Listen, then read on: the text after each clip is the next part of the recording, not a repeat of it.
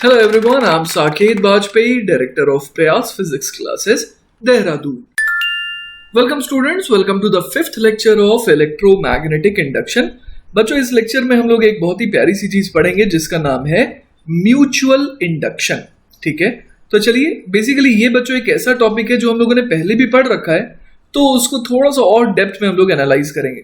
जैसे कि देखिए, if two coils are close together, a steady current I in one coil will set up a magnetic flux phi through the other coil. ये तो हम लोग जानते हैं, है ना. जैसे कि नीचे वाला डायग्राम को आप देखिए कि अगर जैसा कि आप देख पा रहे हैं कि एक लूप जो है वो एमीटर से कनेक्टेड है और एक लूप जो है वो बैटरी से कनेक्टेड है और रेजिस्टेंस भी है.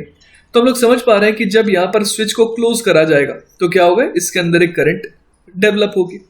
अब उस करंट की वजह से इस लूप से एसोसिएटेड होगा एक मैग्नेटिक फील्ड और वो मैग्नेटिक फील्ड दूसरे लूप के अंदर भी एंटर करेगा, है ना. तो हम लोग ये समझ पा रहे हैं कि जो पहला वाला लूप है उसकी करंट की वजह से क्या हो गया, उसके करंट की वजह से मैग्नेटिक फील्ड क्रिएट हो गई और उस मैग्नेटिक फील्ड की वजह से दूसरे कॉइल में फ्लक्स एसोसिएटेड हो गया. तो वही देखिए यहां लिखा है, if we change I with time. अब अगर मान लीजिए हम लोग कुछ ऐसा कर दें कि करंट को लगातार चेंज करते रहे तो ऑब्वियस है क्या होगा, तो ये होगा कि जो दूसरा कॉइल है उससे एसोसिएटेड मैग्नेटिक फ्लक्स भी लगातार चेंज करता जाएगा.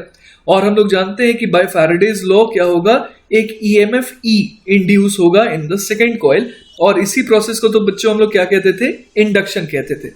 तो we could better have called it mutual induction to suggest the mutual interaction of the two coils and to distinguish it from self-induction in which only one coil is involved. तो basically mutual induction को हम लोगों ने पहले भी पढ़ रखा था, बस उसको नाम हम लोगों ने सिंपली इंडक्शन दिया था. पर अब चूंकि हम लोगों ने इंडक्शन सेल्फ इंडक्शन पढ़ रखा है तो हमारे को पता है कि there is a difference between self induction and this variety of induction. तो इस पर्टिकुलर वेराइटी ऑफ इंडक्शन जिसमें एक लूप के करंट की वजह से क्या होता है, एक लूप में अगर हम लोग करंट को चेंज करते हैं तो फ्लक्स दूसरे से चेंज होता है जिसकी वजह से दूसरे लूप में एक ईएमएफ इंड्यूस होता है.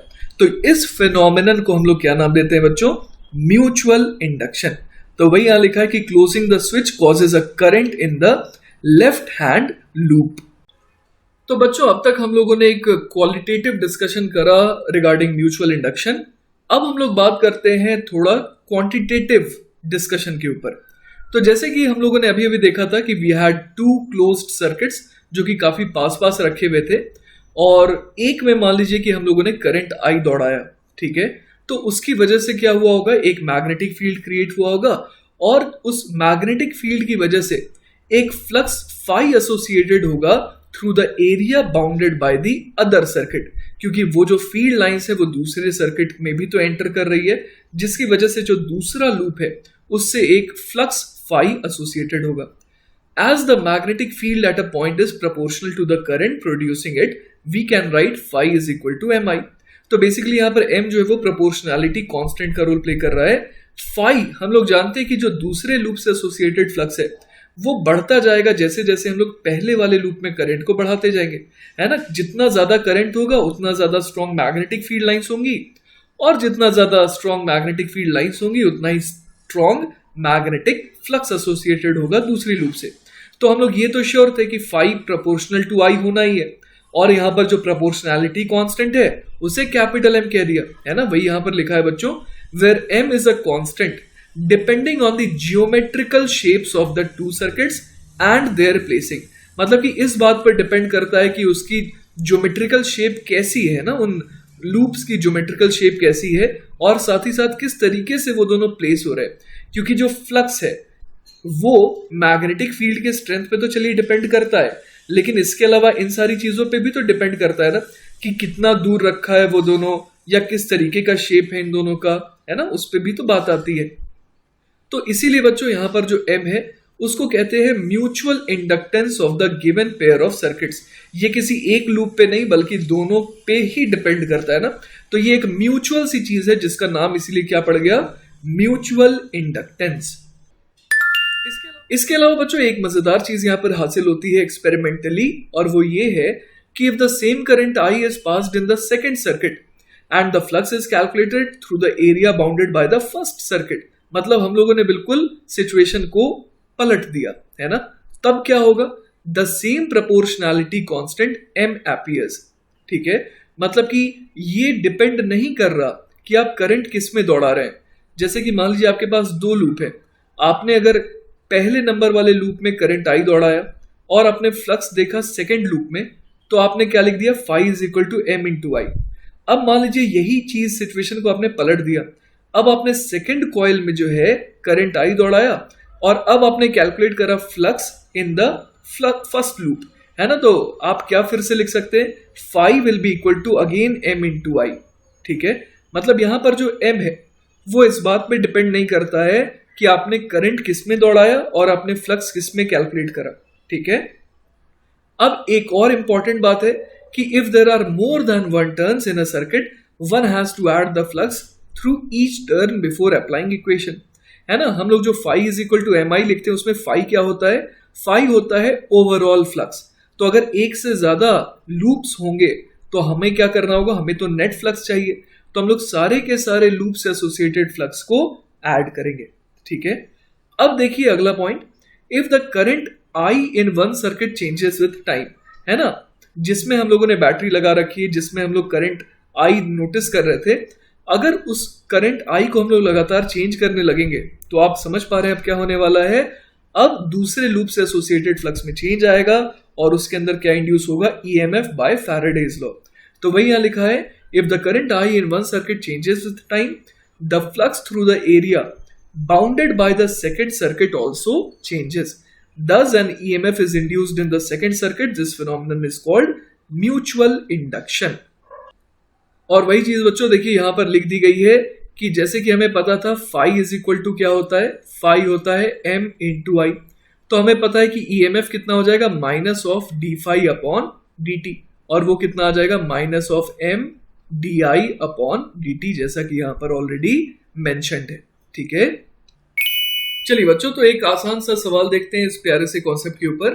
A solenoid S1 is placed inside another solenoid S2 as shown. The radii of the inner and the outer solenoids are R1 and R2 respectively, and the number of turns per unit length are N1 and N2 respectively. Consider a length small l of each solenoid. Calculate the mutual inductance between them. तो अपने को क्या consider करना है, एक L length consider करना है ना। और ये दोनों जो है ये सोलेनॉइड्स हैं, और हम लोग देख पा रहे हैं कि S2 सोलेनॉइड के अंदर किस तरीके से S1 सोलेनॉइड प्लेस्ड है, ठीक है। तो जैसा कि बच्चों हम लोग जानते हैं, हम लोगों को अगर म्यूचुअल इंडक्टेंस निकालना होता है तो हम लोग क्या करते हैं, किसी भी एक में करंट दौड़ाते हैं और दूसरे से एसोसिएटेड फ्लक्स देखते हैं। जैसे मान लीजिए कि मैं अंदर वाले में करंट आई फ्लो करवा रहा हूं, तो अब ये क्वाइट ऑब्वियस है कि जो मैग्नेटिक फील्ड होगी वो सिर्फ इतने से रीजन में होगी, है ना। ऑल्दो हमें S2 से फ्लक्स निकालना है, लेकिन जो मैग्नेटिक फील्ड लाइंस है वो तो सिर्फ S1 वाले एरिया में ही रहेंगी। क्लियर है ये बात। तो हम लोग यहां पर क्या बोल सकते हैं, सबसे पहले तो मैग्नेटिक फील्ड की वैल्यू निकाल लेते हैं, वो हो जाएगी म्यू नॉट इनटू S1 के लिए नंबर ऑफ टर्न्स कितना दिया हुआ है, N1, तो N1 इंटू आई। ये मैंने निकाल लिया मैग्नेटिक फील्ड जो कि कहां पर प्रेजेंट है, जो कि S1 सोलेनॉइड के अंदर प्रेजेंट है ना। और साथ ही साथ हम लोग ये जानते हैं कि एक सोलेनॉइड के बाहर मैग्नेटिक फील्ड नहीं होती है, तो इसीलिए जो फील्ड लाइन है ना, वो हम लोगों ने सिर्फ कहां पर दिखाई, S1 के अंदर। अब देखिए जरा, मैं किसी एक लूप से एसोसिएटेड फ्लक्स निकालता है ना, फ्लक्स बराबर कितना हो जाएगा, वो हो जाएगा mu not into N1 into I, है ना। ये तो मैग्नेटिक फील्ड हो गई, इसको मल्टीप्लाई करना होगा किससे, एरिया से। अब चूंकि इतने ही एरिया में है तो इसीलिए हम लोग किससे मल्टीप्लाई करेंगे, पाई R1 स्क्वायर। तो ये कौन सा फ्लक्स है, ये flux associated with one coil, है ना, one coil of this bigger solenoid, ये उससे एसोसिएटेड फ्लक्स है। अब लेकिन अगर मुझे टोटल फ्लक्स निकालना है तो मैं क्या करूंगा, इस पूरे को मल्टीप्लाई करूंगा किससे, नंबर ऑफ टर्न्स जो मेरे को लेने हैं बड़े वाले सोलेनॉइड के। तो हमारे को ये दिया हुआ है कि N2 टर्न्स हैं पर यूनिट लेंथ, और हम लोगों ने लेंथ कितनी ली है, L, है ना। तो यहां पर हम लोग बोल सकते हैं कि हमें मल्टीप्लाई करना होगा किससे, N2 इंटू L से, क्योंकि N2 इंटू L क्या बता रहा है, number of turns in this L length. तो फाई देखिए हमारे पास कितना आ गया, फाई हमारे पास आ गया mu nought N1 N2 pi R1 square into L into I. और बच्चों हमारे को ये पता है कि फाई को हम लोग क्या लिख सकते हैं, फाई को हम लोग लिख सकते हैं एम इंटू आई। इसका मतलब ये जो पूरा का पूरा ब्रैकेट के अंदर है वो किसका रोल प्ले कर रहा है, एम का रोल प्ले कर रहा है। तो हम लोग बड़े आराम से लिख सकते हैं कि एम की वैल्यू आ जाएगी mu nought N1 N2 pi R1 square into L. और यही बच्चों हो जाएगा हमारा फाइनल आंसर। लेकिन मेरे को पता है कि आपको एक कंफ्यूजन हो रहा होगा कि मैंने अगर इसमें करंट आई फ्लो करवाया तब तो एम ये आ गया, लेकिन क्या यही एम की वैल्यू दोबारा आएगी अगर मैं बड़े वाले में करंट आई फ्लो करवाऊं और फ्लक्स छोटे वाले से एसोसिएट करके देखो। तो चलिए वो भी ट्राई करते हैं। अब देखिए बच्चों मैं क्या करने वाला हूं, मैं इसमें करंट कितना फ्लो करवा रहा हूं, इसमें करंट फ्लो करवा रहा हूं आई, है ना। हर एक लूप से हो करके आई करंट इस तरीके से फ्लो करती हुई जा रही है। तो हम लोग ये कह सकते हैं कि मैग्नेटिक फील्ड अब जो है अंदर होगी और पूरे के पूरे बड़े वाले रीजन में होगी ना। ये पूरा का पूरा जो रीजन है इस पूरे में जो है मैग्नेटिक फील्ड लाइन होगी, है ना। और वो कितनी होगी, वो हो जाएगी इस बार mu not into N2 into I, क्योंकि N2 जो है वो क्या है, number of turns per unit length of S2, है ना। तो बच्चों अब आपको समझ में आ रहा होगा कि हमने मैग्नेटिक फील्ड की स्ट्रेंथ तो निकाल ली, है ना, जो इस पूरे के पूरे बड़े वाले सोलेनॉइड के अंदर है। लेकिन अब हमें निकालना क्या था, हमें तो निकालना था flux associated with L length of the inner solenoid, है ना। तो वो हम लोग कैसे निकाले, तो फ्लक्स थ्रू वन लूप कितना हो जाएगा, वो हो जाएगा mu not N2 into I multiplied by एक लूप का एरिया कितना हो जाएगा, वो हो जाएगा पाई R1 स्क्वायर। ठीक है, अब ये अगर एक लूप से एसोसिएटेड फ्लक्स है तो टोटल नंबर ऑफ लूप्स कितने हैं इस एल लेंथ में N1 के, वो हो जाएंगे N1 इंटू एल। क्लियर है ये बात। तो ये हमारे पास क्या आ गया, ये हमारे पास आ गया total flux associated with L length of the this small radius वाला सोलेनॉइड, है ना। तो वो कितना हो जाएगा, magnetic field multiplied by, although ये जो मैग्नेटिक फील्ड है ये पाई R1 स्क्वायर एरिया में ही नहीं थी, पाई R2 एरिया स्क्वायर में थी, लेकिन हमारे को फ्लक्स थ्रू छोटा वाला सोलेनॉइड चाहिए, इसीलिए हम लोगों ने एरिया कौन सा लिया, पाई R1 स्क्वायर। और साथ ही साथ टोटल नंबर ऑफ टर्न्स हमारे को निकालने थे जो छोटे वाले सोलेनॉइड के हैं, है ना, इन दीज एल लेंथ। तो उसके लिए हम लोगों ने N1 को L से मल्टीप्लाई कर दिया। तो देखिए हमारे पास फाई कितना आ गया, वो आ गया mu nought N1 N2 pi R1 square into L, यहाँ पर एक आई भी आएगा ना। तो जो M है हमारे पास वो कितना आ जाएगा, ये है ना, आई के अलावा जो भी यहाँ पर बच गया वो कहलाएगा म्यूचुअल इंडक्टेंस। तो आप देख पा रहे हैं कि चाहे हम लोग करंट किसी में भी दौड़ा दे, म्यूचुअल इंडक्टेंस की वैल्यू जो है वो सेम ही आएगी। क्लियर है ये बात। चलिए बच्चों तो नेक्स्ट सवाल देखते हैं। अगला सवाल है, two conducting circular loops of radii capital R and small r placed in the same plane with their centres coinciding, find the mutual inductance between them assuming small r is much much less than capital R. तो देखिए ये रहा diagram, और बच्चों इस बार जो है ना हमारी मजबूरी है कि हमें बाहर वाले लूप में ही करंट आई दौड़ाना पड़ेगा। ऐसा क्यों मैं कह रहा हूं, क्योंकि देखिए हमने सीखा क्या है या हम जानते क्या है, हम जानते हैं कि अगर इस बड़े वाले लूप में अगर करंट आई दौड़ाएंगे तो इसके सेंटर पर मैग्नेटिक फील्ड की वैल्यू कितनी हो जाएगी, वो हो जाएगी mu naught I upon twice of capital R. याद होगा आपको, आपने पढ़ रखा है। तो हम लोग ये जानते हैं कि बड़े वाले लूप में अगर करंट दौड़ाएंगे तो उसके सेंटर पर मैग्नेटिक फील्ड की value mu naught I upon 2r आ जाएगी, जो कि हमें नोन है। अब चूंकि हमारे को सवाल में ये दे रखा है कि small r is much much less than capital R, तो हम लोग ये मान सकते हैं कि स्मॉल आर इतना छोटा है कि हर जगह जो मैग्नेटिक फील्ड की वैल्यू है वो यही है ना। तो बड़े आराम से हम लोग फ्लक्स निकाल सकते हैं, और कितना बोल देंगे, mu naught I upon twice of R multiplied by pi r square. समझ पा रहे हैं आप बात। तो यहां से हम लोगों ने क्या निकाल लिया, फ्लक्स निकाल लिया। और यहां पर अब हम लोग बड़े आराम से कैपिटल एम की वैल्यू कितनी बोल देंगे, कैपिटल एम जो है जैसा कि आप देख पा रहे हैं, अगर आई को हम लोग अकेला छोड़ दें, है ना, आई को अगर हम लोग अकेला छोड़ दें तो जो बाकी बच गया वो क्या बन गया, एम बन गया। तो एम हमारे पास कितना आ गया, mu naught pi small r square divided by twice of R. ठीक है, इस सवाल में बच्चों हम लोग ये नहीं कर पा रहे थे कि अंदर वाले में करंट आई दौड़ा दे और बाहर वाले से फ्लक्स निकाल ले, क्योंकि मैग्नेटिक फील्ड जो है ना, वो निकालने का हमारे पास फॉर्मूला नहीं है फॉर दिस पर्टिकुलर रीजन, है ना। हम लोग सेंटर पे निकालने के लिए कंफर्टेबल है, एक्सियल पॉइंट पे निकालने के लिए कंफर्टेबल है, लेकिन बाकी जगहों पर फील्ड की वैल्यू निकालने में हम लोग उतना कंफर्टेबल नहीं है फिलहाल, है ना। तो इसीलिए इस सवाल में बेटर क्या रहा कि हमने बाहर वाले लूप में करंट आई दौड़ाया और अंदर वाले से फ्लक्स देखा।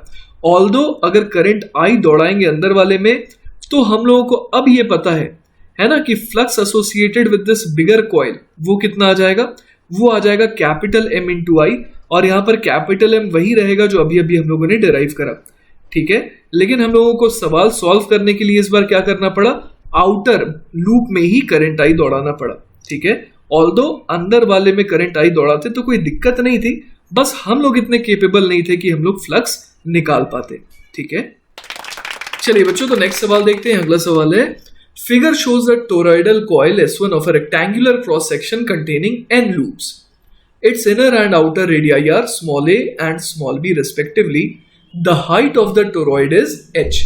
A thin conducting ring S2 encircles the toroid. The coil S1 carries a time dependent current I equal to I naught e to the power minus t upon tau. इसके अलावा बच्चों अपने को दे रखा है कि I naught and tau are constants. अब अपने से दो चीजें पूछी गई है। पहला है compute the mutual inductance between the ring and the coil, और दूसरी चीज है compute the induced time dependent current I in the ring if resistance of the ring is capital R. तो चलिए सबसे पहले अरेंजमेंट को समझते हैं। यहां पर हमारे को क्या दे रखा है, एक टोरॉइडल कॉइल दे रखा है ना, और साथ ही साथ ये दे रखा है कि अगर कहीं पर हम लोग इसे काटेंगे तो अपने को कैसा दिखेगा इसका cross section, rectangular, such that कि उसकी हाइट कितनी है h। और आप ये भी समझ पा रहे होंगे बच्चों कि अगर मैं उस रेक्टेंगल को बनाने की कोशिश करूँ ना, उस क्रॉस सेक्शन को बनाऊं, तो हाइट तो h है और साथ ही साथ उसकी जो ये वाली डायमेंशन है विड्थ, वो कितनी हो जाएगी, वो हो जाएगी b minus A. I hope ये बात क्लियर है आपको। अब देखिए यहां पर हमारे को ये कह रखा गया है कि यहां पर कितने स्टोरॉइड में कितने लूप्स हैं, कैपिटल N लूप्स हैं। अब देखिए यहां पर एक रिंग है ना, ये एक अलग सी चीज है, ये बेसिकली एक रिंग है, और इस रिंग से एसोसिएटेड फ्लक्स पहले निकालेंगे हम लोग, जिसके थ्रू हम लोग क्या निकाल सके, म्यूचुअल इंडक्टेंस, ठीक है। तो चलिए सबसे पहले ये काम करते हैं, और सवाल में एक और चीज दे रखी है क्या, कि करंट जो है ना इस टोरॉइड में वो कितना है, वो है I is equal to I not E to the power minus T upon tau, that is it is time dependent. तो बच्चों जैसा कि हम लोग जानते हैं कि एक टोरॉइड के अंदर जो मैग्नेटिक फील्ड होती है वो कितनी होती है, B is equal to mu not into N into I divided by 2 pi into radial distance, है ना। तो वो R पे डिपेंड करती है। तो हम लोग क्या कर रहे हैं, हम लोग किसी रेडियल डिस्टेंस R पर जा रहे हैं, है ना, और वहां से dr डिस्टेंस और आगे जा रहे हैं। तो आपको यहां पर दिखाई दे रहा होगा कि जैसे ये रिंग है, रिंग के अंदर इस तरीके से क्या है, वो जो हमारा टोरॉइड है वो फिटेड है ना। तो अब मुझे अगर फ्लक्स निकालना है थ्रू दिस कंडक्टिंग रिंग, तो ये जो मैग्नेटिक फील्ड है वो तो सिर्फ इस रेक्टेंगुलर रीजन में ही है ना। तो इसीलिए मेरे को क्या निकालना होगा, मेरे को निकालना होगा सबसे पहले flux associated with one loop of this toroid, ठीक है। तो पहले एक लूप ऑफ द टोरॉइड से फ्लक्स निकालते हैं और देखते हैं कि वो कितना आ रहा है ना। तो यहां पर हम लोग एक काम कर सकते हैं, वी कैन इंटीग्रेट। जैसे कि मैं d5 बोल सकता हूं, वो कितना हो जाएगा, वो हो जाएगा b multiplied by h into dr, है ना। तो यहां पर बच्चों हम लोग क्या लिख सकते हैं, d5 बराबर bh dr तो लिख दिया हम लोगों ने। अब d5 को हम लोग लिख सकते हैं mu not into N into I upon 2 pi, फिर आ जाएगा साथ में h और फिर आ जाएगा dr अपॉन r। अब कर देते हैं इसे इंटीग्रेट, है ना। जब r की वैल्यू a है और जब r की वैल्यू b है, तो इतने में पूरा का पूरा ये जो हमारा रेक्टेंगुलर क्रॉस सेक्शन है वो कवर हो जाएगा, ठीक है। तो अगर मैं यहाँ पर फ्लक्स थ्रू दिस रिंग निकालना चाह रहा हूं, तो मुझे फ्लक्स थ्रू क्या निकालना चाहिए, one loop of this toroid, है ना। तो यहां से देखिए मेरे पास फ्लक्स कितना आ जा रहा है, फ्लक्स आ जाएगा mu not N I H divided by 2 pi, और ये हो जाएगा ln of b divided by a। तो अब आपको समझ में आ रहा होगा कि अगर फाई ऐसा आ रहा है तो अगर मैं आई को सिर्फ अकेला छोड़ दूं तो बाकी सारी चीजें मिल करके क्या बन जाएंगे, एम। तो यहां से एम की वैल्यू कितनी आ गई, mu not N into h L N of b divided by a whole divided by कितने से डिवाइड करना होगा, 2 पाई से। तो बच्चों ये आ गया हमारे पास सवाल के पहले पार्ट का जवाब। अब देखते हैं कि सवाल के दूसरे पार्ट में हमसे क्या पूछा था। Compute the induced time dependent current I in the ring if resistance of the ring is capital R. तो हम लोगों ने flux associated with this ring तो देख लिया है ना, वो कितना है, mu not N I h L n b upon a upon 2 pi. तो हमारे को ये पता है कि ईएमएफ क्या हो जाएगा, वो हो जाएगा minus of M d I by d t. Clear है ये बात। और minus M d I by d t जो है वो हम लोग समझ सकते हैं कि किसके बराबर है, वो basically minus of D five by d T के ही बराबर है ना, दोनों चीजें एक ही होती है। तो बच्चों अब डेटा फिल करने का टाइम आ गया है। तो हमारे को सवाल में गिवन था कि आई है ना, आई इज इक्वल टू कितना है, I not E to the power minus T upon tau. Clear है बात। तो अब अगर मैं यहां पर एक काम कर दूं, D I by d T निकाल लेता है ना, तो D I by d T कितना हो जाएगा, तो वो हो जाएगा आई नॉट मल्टीप्लाइड बाय, यहां पर आ जाएगा किसके साथ मल्टीप्लीकेशन, माइनस 1 अपॉन टाउ के साथ, और ये तो ई की पावर तो ऐसे ही रह जाएगा ना, ई की power minus T upon tau रह जाएगा।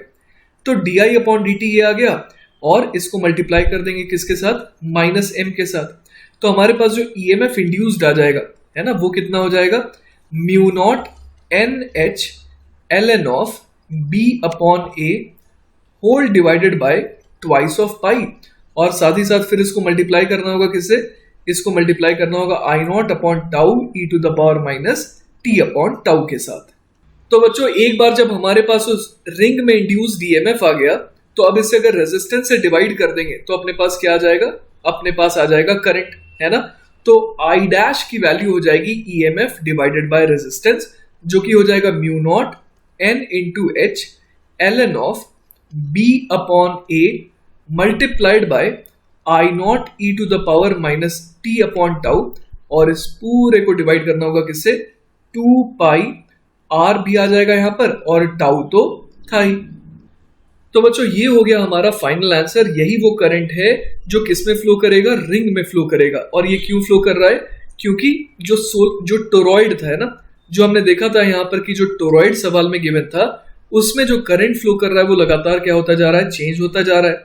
और करंट के चेंज होने से क्या हो रहा है, जो flux associated with this ring है वो भी लगातार चेंज होता जा रहा था।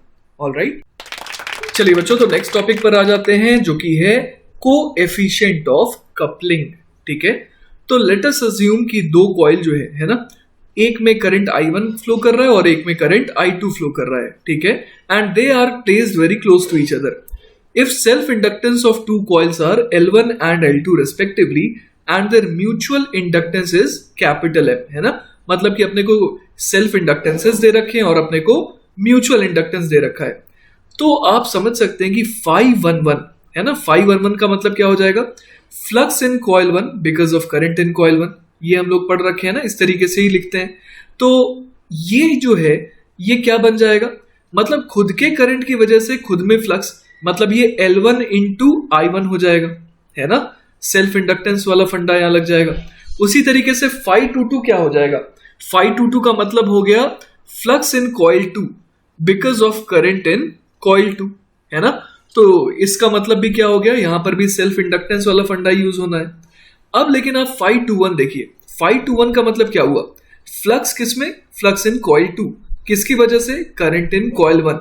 तो यहां पर करंट अगर कॉइल 1 का ले रहे हैं तो यहां पर I1 यूज करेंगे, और चूंकि यहां म्यूचुअल की बात हो रही है तो यहां कैपिटल M यूज करेंगे ना, म्यूचुअल इंडक्टेंस।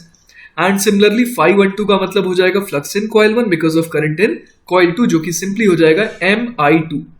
अब आप देखिए बच्चों, अगर हम लोग इन दोनों कॉइल्स को बहुत पास पास रखेंगे, है ना, वही लिखा है, if the two coils are placed very close to each other then flux linkage between them is maximum. तब कोई फ्लक्स का लॉस नहीं होगा ना, जो भी फील्ड लाइंस निकल रही है एक से वो दूसरे में एंटर करेगी, and there will be no difference between self flux and mutual flux. तो बच्चों ये हो गई बेसिकली आइडियल बात, है ना। ये तभी पॉसिबल है जब कोई भी फ्लक्स का लॉस नहीं हो रहा है। है ना, ये एक आइडियल केस है जो रियल में पॉसिबल नहीं हो पाता है, कुछ ना कुछ फ्लक्स का तो लॉस होना ही है। लेकिन हाँ, अगर इस आइडियल केस की बात करें तो चूंकि सारी की सारी फील्ड लाइंस जो है जो एक से निकल रही है वो दूसरे में एंटर कर रही है, तो हम लोग सेल्फ फ्लक्स और म्यूचुअल फ्लक्स में कोई भी डिफरेंस नहीं बता सकते हैं। तो basically self flux will be equal to mutual flux, और इसीलिए हम लोग क्या लिख सकते हैं, flux in two because of one will also be equal to flux in two because of two, है ना। तो यहां पर पहला वाला क्या हो जाएगा टर्म म्यूचुअल फ्लक्स, और दूसरा वाला टर्म क्या हो जाएगा सेल्फ फ्लक्स। इसी तरीके से 511 भी 512 के बराबर आ जाएगा, और अगर हम लोग इन दोनों की वैल्यूज को पुट कर दें तो हमारे पास फाइनली कंडीशन क्या आ जाएगी, m is equal to under root of L1 L2। तो ये जो m आया है ये क्या है, maximum possible mutual inductance between the two coils, और ये आइडियल केस है। आपको ये समझ में आ रहा होगा कि आइडियली यही पॉसिबल है लेकिन रियलिटी में ये पॉसिबल नहीं है, तो इसीलिए m जो है वो हमेशा क्या रहेगा, less than under root L1 L2, और इक्वल टू होने का मतलब क्या हो गया कि ये बिल्कुल आइडियल केस है। ठीक है, तो वही बात देखिए यहां पर लिखिए कि in general m is less than equal to under root L1 L2 as only a fraction of self flux is linked with the other. This fraction is called coefficient of flux linkage और coefficient of coupling, और इसे हम लोग k से denote करते हैं, और k बराबर क्या हो जाता है, m upon under the root of L1 L2। चलिए बच्चों, अब हम लोग बात करते हैं कॉम्बिनेशन ऑफ इंडक्टेंसेस की एक बार और, लेकिन इस बार फर्क ये है कि हम लोग म्यूचुअल, है ना, म्यूचुअल फ्लक्स लिंकेज को भी पिक्चर में लेंगे, और इसी नए एडिशन को हम लोग कहते हैं इलेक्ट्रोमैग्नेटिकली कपल्ड होना। तो पहले जो दो लूप्स हम लोग लेते थे वो होते थे इलेक्ट्रोमैग्नेटिकली आइसोलेटेड, है ना, जैसा यहां लिखा है इलेक्ट्रोमैग्नेटिकली आइसोलेटेड होते थे, मतलब there was no mutual flux linkage. और उस केस में हम लोग इफेक्टिव सेल्फ इंडक्टेंस ये कितना कहते थे, L इफेक्टिव होता था L1 प्लस L2। लेकिन मान लीजिए कि अब वो दोनों कॉइल्स जो है वो इलेक्ट्रोमैग्नेटिकली कपल्ड है, तो हमारे को म्यूचुअल फ्लक्स भी, है ना, उसको भी पिक्चर में लेना होगा। तो that is why we have to take the mutually induced voltage in addition to the self induced voltage. तो बच्चों इसके दो केसेस हम लोग देखेंगे। जैसे पहला केस है कि flux of one coil favours the other, तो बहुत ही प्यारा कॉन्सेप्ट है, आइए देखते हैं। जैसे कि एक एग्जांपल लेता हूं मैं, मान लीजिए कि ये जो करंट है वो वक्त के साथ क्या हो रहा है, बढ़ रहा है। ठीक है, तो अगर वक्त के साथ बढ़ रहा है तो मैं यहां पर एक काम करता हूं, इन इंडक्टर्स को अलग से दिखा देता हूं। तो अब बच्चों आपको ये बात समझ में आ रही होगी कि जैसे मान लीजिए कि करंट जो है लेटस से, है ना, मैं एक एग्जांपल ले रहा हूं कि करंट जो है वो क्या हो रहा है, बढ़ रहा है। तो अगर करंट बढ़ रहा है तो पहले सिर्फ सेल्फ इंडक्टेंस का रोल देखते हैं। जैसे ये जो लूप 1 है ना, या फिर सोलेनॉइड या फिर इंडक्टर 1 है, इसके बारे में अगर बात करें तो इसको ये अच्छा नहीं लग रहा होगा कि करंट बढ़ रहा है, तो ये एक इस तरीके के बैटरी की तरह बिहेव करेगा। सिमिलरली ये जो सेकंड इंडक्टर है ये भी इसी तरीके की बैटरी की तरह बिहेव करेगा, जो कि करंट के ऑपोजिट डायरेक्शन में एक करंट पैदा करना चाह रहा है। अब आप देखिए एक और फिनोमेना यहां पर होने वाला है, और वो ये है कि जैसे पहला जो इंडक्टर है उससे फील्ड लाइंस जो निकल रही है वो दूसरे वाले में भी एंटर कर रही है। तो देखिए बच्चों यहां पर जैसे कि मैंने आपको बताया कि पहले इंडक्टर से, है ना, पहले इंडक्टर से जो फील्ड लाइंस है वो जब बाहर निकलेंगी तो वो L2 के अंदर भी एंटर करेंगी। तो अब जब करंट बढ़ रहा है तो उसकी वजह से ये जो फील्ड है ये और स्ट्रांग होती जाएगी।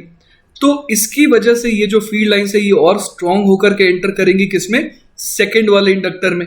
तो ये बात इसे और बुरी लगेगी, है ना। तो इसको अपोज करने के लिए फिर से एक और ऐसी बैटरी की तरह बिहेव करना चाहेगा।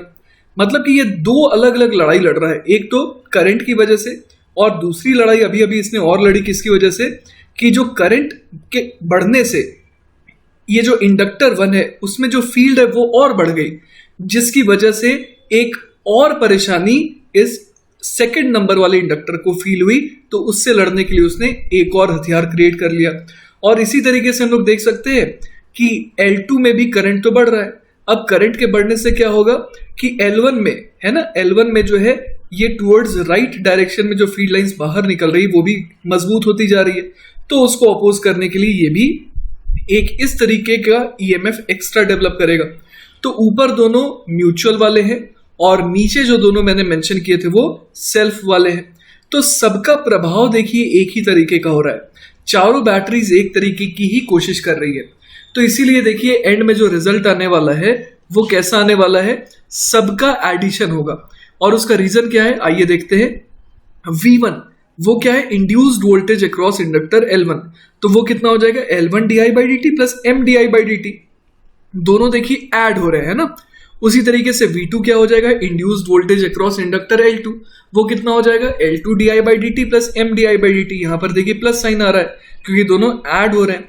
तो अगर overall potential drop across the combination देखें तो वो हो जाएगा V1 प्लस V2, और वो कितना आ जाएगा, वो हम लोग देख पा रहे हैं कि वो आ जा रहा है L1 plus L2 di by dt plus 2M di by dt। तो L इफेक्टिव बेसिकली हमारे पास कितना आ गया, L1 plus L2 plus 2M। तो ये तो पहले भी आता था, पर एक एक्स्ट्रा एडिशन क्या हो गया यहाँ पर, 2M का एक्स्ट्रा एडिशन हो गया। ऑलराइट, अब देखिए बच्चों दूसरा केस देखते हैं जिसमें फिर से ये दोनों सीरीज में ही कनेक्टेड है, पर देखिए ज्योमेट्रिकल प्लेसिंग कुछ इस तरीके से हो रही है कि flux of one coil opposites the other. आइए देखते हैं कैसे।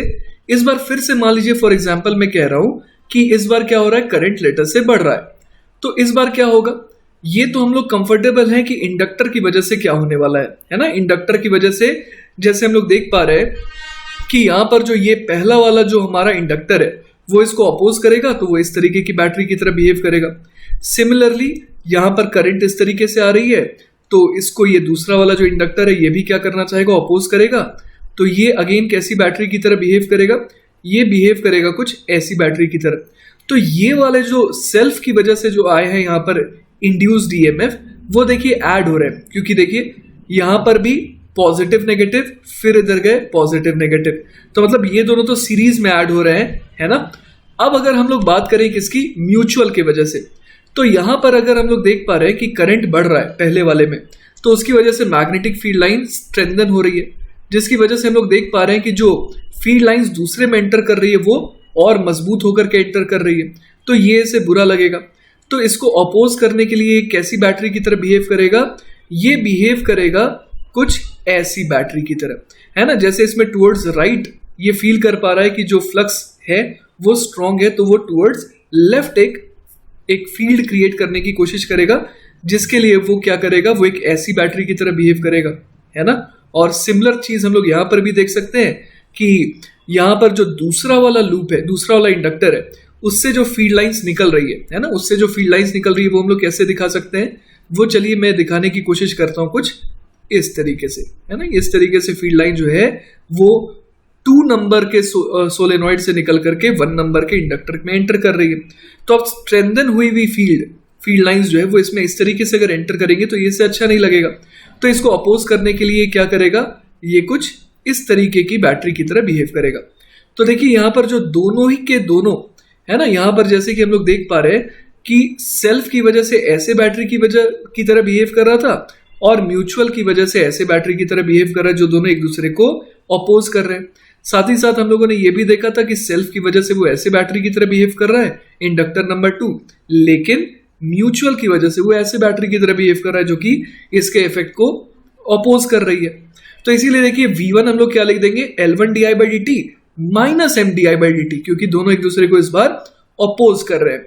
उसी तरीके से V2 क्या हो जाएगा, L2 di by dt minus M di by dt, है ना।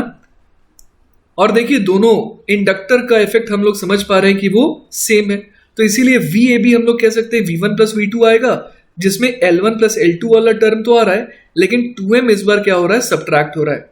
तो इसीलिए L इफेक्टिव इस बार कितना आ जाएगा, L1 plus L2 minus 2M, है ना। और ऐसा इसलिए हो रहा है क्योंकि flux of one coil opposes the other.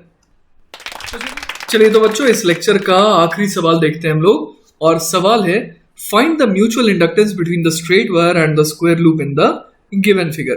तो जैसा कि हम लोग देख पा रहे हैं यहाँ पर इस वायर में करंट आई फ्लो कर रहा है, और इस वायर में जो करंट आई फ्लो कर रहा है उसकी वजह से मैग्नेटिक फील्ड क्रिएट हो रही है। तो इस फील्ड की वजह से इस स्क्वायर लूप में क्या होगा, फ्लक्स एसोसिएटेड होगा।